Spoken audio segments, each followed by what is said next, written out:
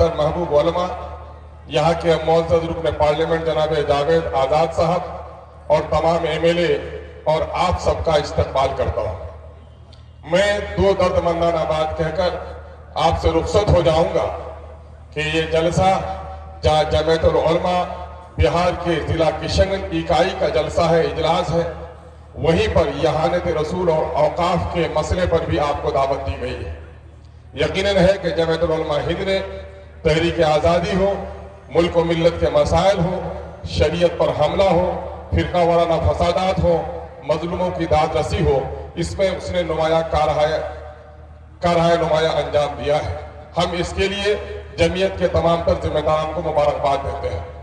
इस वक्त हर मोमिन जो अल्लाह पर, अल्लाह के रसूल पर यकीन रखता है, ईमान रखता है, उस ईमान की शान ही ये है कि वो अपने जान, अपने माल और अपनी जान से भी ज्यादा रसूलुल्लाह की जात से मोहब्बत करता है और रसूलुल्लाह की यहानत करने वालों से लड़ने के लिए अपनी गर्दन कटा देने में भी हमारा शराबी और जुआरी मुसलमान भी पीछे नहीं रह सकता।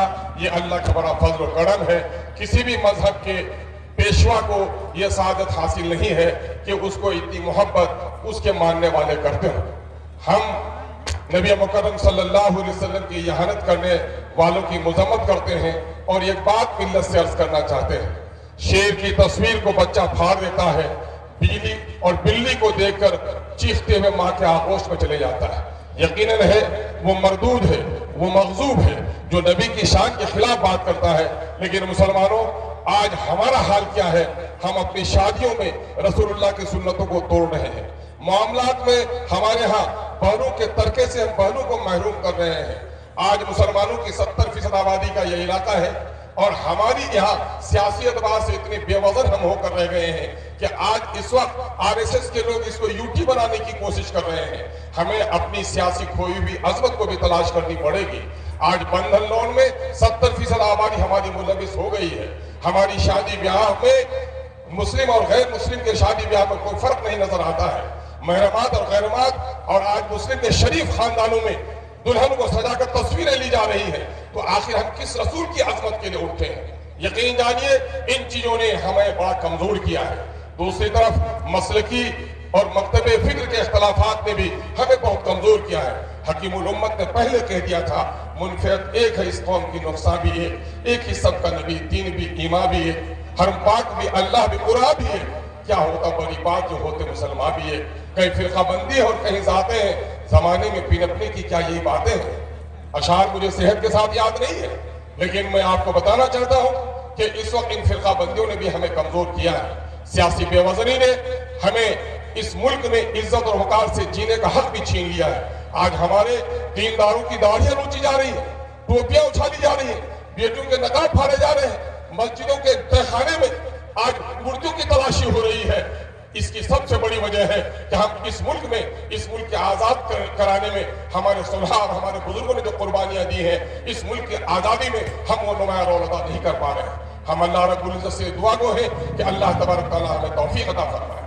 दूसरी तरफ औकात की इतनी बड़ी मिल्कियत कि अगर औकात की जायदाद की सही आमदनी का इस्तेमाल किया जाए तो मुसलमानों की दर्जनों नहीं बल्कि सैकड़ों मेडिकल कॉलेजेस चल सकते हैं, सैकड़ों इंजीनियरिंग कॉलेजेस चल सकते हैं, फलाही काम हो सकते हैं। यकीनन है कि मोदी हुकूमत इस वक्त हमारी औकात की जायदाद, जो हमारे बाप दादा की दी हुई जायदाद है, किसी के बाप की जायदाद नहीं है, वो गरीबों के लिए, यतीमों के लिए, बेसहारा लोगों के लिए, मिस्किनों के लिए सहारे की एक चीज है। नबी करीम सल्लल्लाहु अलैहि वसल्लम ने मस्जिद नबी तामीर करी तो उस जमीन को वक्त किया। औकाफ का सिलसिला हजरत उमर फारूक रज़ी अल्लाह तआला के जमाने में के काफी आगे बढ़ा है और उस औकाफ के मामले में आज हुकूमत की बहुत ही नापाक नजरें हम पर उठ रही है। मैं आपसे पूछना चाहता हूं कि मोदी का ये काम गलत है, नापाक है कि अगर वो हमारी औकात पर हमला करना चाहता है, लेकिन किशनगंज के मुसलमानों सिर्फ ये तय कर लो कि किशनगंज में जितनी जमीनें वक्फ की हैं, इन हरामखोरों के पेट से निकालने के लिए अगर हम कामयाब हो जाएंगे तो यकीनन हम मुल्क में भी हमको कामयाबी मिल जाएगी। आज बात कही जा रही है कि औकात की जायदाद को कब्जा कौन लोग किए हुए हैं? औकात की जायदाद को ज्यादा कब्जा किए हुए। मैं वक्फ सुन्नी बोर्ड का रियासती मेंबर रहा। जब मैं बिहार शरीफ में गया तो वक्त की दुकानों का किराया 500 रुपए था और वही जो निजी दुकान था 2500 रुपए किराया था। पटने में चलिए दो ستون آپ کا استقبال کرتے ہیں. ایک ستون ہے پٹنہ اسٹیشن کا وہ مینارہ مسجد کا سبز گنبد والا مینارہ, اور وہیں ایک مندر کا مینارہ بھی آپ کا استقبال کرتا ہے. سبق لے لو اے مسلمانوں کہ بہار میں اوقاف کی جتنی زمین ہے نیاز پریشد کو اتنی زمین نہیں ہے, لیکن ان کی ایمانداری نے آج کینسر ہاسپٹل بنا لیے, آج آنکھوں کے ہاسپٹل بنا لیے, آج عورتوں کے لیے ہاسپٹل بنائے. تثلیث کے فرزند لے گئے تھے میراث خلیل, آج تو بت پرستوں کے فرزند لے گئے میراث خلیل. آئیے ہم اور آپ عہد کریں کہ اپنی جمعیت کو مضبوط کریں گے, اپنی جماعت کو مضبوط کریں گے. سیاسی اعتبار سے ہماری جو بے وزنی ہو گئی ہے اس بے وزنی کو تلاش کریں گے. جو لوگ سیاسی بصیرت نہیں رکھتے ہوں, جو لوگ دینی بصیرت نہیں رکھ سکتے ہوں, وہ ہماری قیادت نہیں کر سکتے. ہم اپنی صفوں میں سیاسی بصیرت پیدا کریں, اور دینی حمیت کے بغیر کوئی سیاسی بصیرت بھی کام آنے والی نہیں ہے. دینی حمیت پیدا کریں. ایک بڑے عالم دین حضرت مولانا ولی رحمانی صاحب دامت نور اللہ برکتہ نے کیا تاریخی جملہ کہا تھا, اے کشن گنج کے مسلمانوں, سیمانچل کی پٹی میں بسنے والے مسلمانوں, تمہاری تعداد تو اتنی زیادہ ہے کہ ملت کے ملک اور ملت کے درپیش مسائل کی لہریں یہاں سے اٹھنی چاہیے تھی. افسوس کہ لہریں تو تمہارے یہاں نہیں اٹھتی, جو لہریں دور سے چل کر آتی ہیں وہ لہریں بھی تھم جاتی ہیں. الحمدللہ یہاں کے ملت کے غیور ہمارے علماء نے اب اس سبق کو دہرایا ہے کہ انشاءاللہ العزیز سیمانچل کی پٹی سے ملت کے مسائل کی ہر آواز بلند ہوگی اور انشاءاللہ اس کی لہریں دور تک جائیں گی. آئیے ہم اپنے علماء کی عظمت اور ان کے نیک مشوروں پر عمل کرنے کا جذبہ اپنے درمیان میں پیدا کریں. اگر ہم نے اپنے صفوں میں اتحاد پیدا کیا, مولانا قاضی مجاہد الاسلام قاسمی صاحب نور اللہ مرکزوں کے ایک جملے پر اپنی بات میں ختم کروں گا. انہوں نے یہی ملی کونسل کے اجلاس میں سونتھا کی سرزمین میں کہا تھا, اے مسلمانوں, تمہاری گردنیں صرف کلمے کے نام پر کاٹی جاتی, تمہیں نہیں پوچھا جاتا کہ تو حنفی ہے کہ تو صافئی ہے, تو دیوبندی ہے کہ تو بریلی ہے, تو سید ہے, مغل ہے, پٹھان کے انصاری ہے.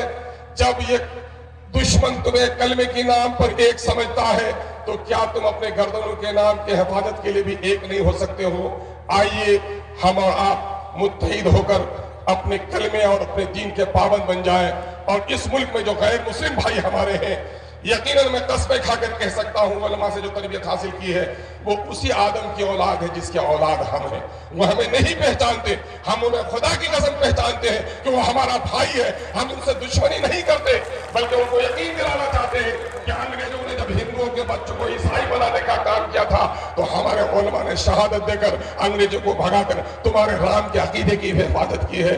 آؤ سکھ بھی شانتی بھی بھکتوں کے گیت میں ہے, اس دیش کے واسیوں کی مکتی پریت میں ہے.